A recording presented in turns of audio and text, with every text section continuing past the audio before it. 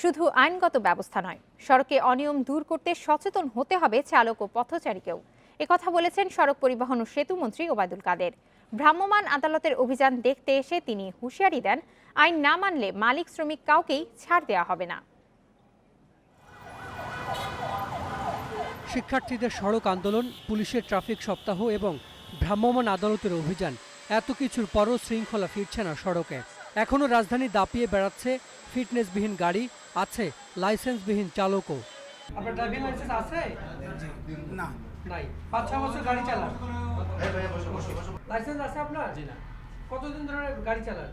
গাড়ি চালালে প্রায় 1 বছর। লাইসেন্স নাই, তারপর আপনি কিভাবে গাড়ি চালান? 3 মাস পর দিবে। তার 3 মাস পরে গাড়ি চালাইতেন,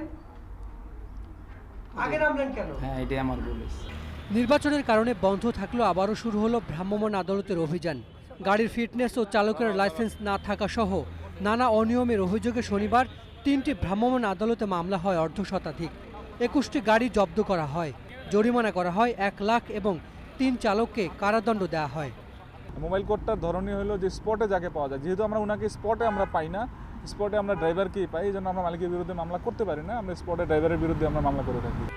রাজধানীর মানিক মিয়া এভিনিউতে বিআরটি এর ভ্রাম্যমাণ আদালতের অভিযান দেখতে আসেন সড়ক মন্ত্রী ওবায়দুল কাদের। এ সময় তিনি বেশ কিছু গাড়ির ফিটনেস ও চালকের লাইসেন্স পরীক্ষা করেন। সড়ক মন্ত্রী জানান, এখন থেকে অদক্ষ চালকের হাতে গাড়ি তুলে দেয়া মালিকের বিরুদ্ধেও ব্যবস্থা নেওয়া হবে। আমাদের সড়ক পরিবহন আইন, সে আইন অনুযায়ী এখন যারা যারা এখানে অভিযুক্ত হতে পারে, সে মালিক হোক চালক হোক, সবার বিরুদ্ধে ব্যবস্থা নেওয়া হবে।